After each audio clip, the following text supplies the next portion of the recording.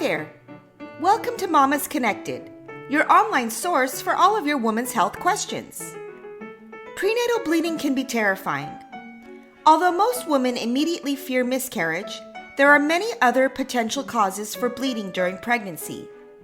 Today, we will be listing the various causes for prenatal bleeding and what can be done in each scenario. One potential cause of prenatal bleeding is implantation bleeding. Implantation bleeding occurs between 10 and 14 days following conception. This occurs in approximately 1/3 of pregnancies. In many cases, implantation bleeding happens prior to when a woman even knows that she is pregnant. This can be a normal part of pregnancy and should only last for 1 or 2 days. A second potential cause of bleeding during pregnancy is sex. You may experience light bleeding following sexual activity. During pregnancy, there is increased blood flow to the cervix. Sexual activity may irritate the cervix, resulting in spotting. The bleeding should generally be painless and can be pinkish brown or even light red.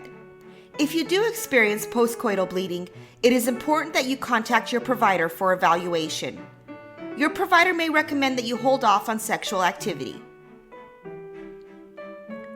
A third potential cause of prenatal bleeding is infection. Infections, including both sexually transmitted and non-sexually transmitted diseases, can cause spotting during pregnancy.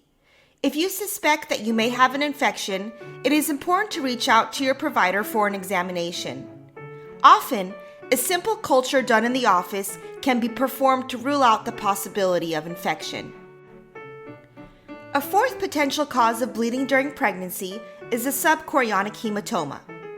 When women have this condition, blood forms between the wall of the uterus and the chorionic membrane.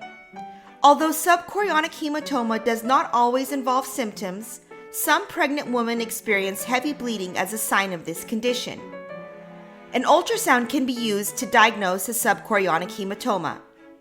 Your provider may recommend decreased physical activity or even bed rest following this diagnosis.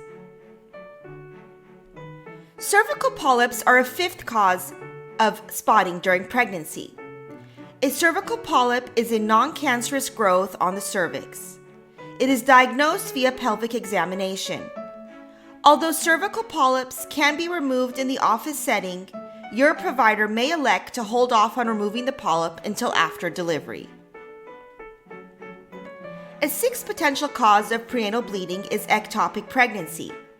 An ectopic pregnancy occurs when a fertilized egg grows outside of the uterus. Some of the first warning signs of an ectopic pregnancy include light bleeding and pelvic pain. Ectopic pregnancy can be a life-threatening condition, so it is important for women to immediately seek medical attention if ectopic pregnancy is suspected. A final potential cause of bleeding during pregnancy is miscarriage. If you are experiencing a miscarriage, the bleeding can vary from very light to heavy. The bleeding can be intermittent and is often associated with cramping. In some cases, such as in the setting of a missed miscarriage, bleeding may not occur. Depending on the stage of pregnancy, miscarriage can be diagnosed by ultrasound or serial HCG laboratory testing. Thanks for joining me as we took a close look at the potential causes of bleeding during pregnancy. It is important that women reach out to their provider if they experience bleeding during pregnancy, as an evaluation is often indicated. If you are interested in watching similar videos, please subscribe to my YouTube channel and check out our website, mamasconnected.com, which provides up-to-date articles on all of your preconception, pregnancy, and new motherhood questions. You can find the link to our website, Mamas Connected, in the description below. Until next time, my friend.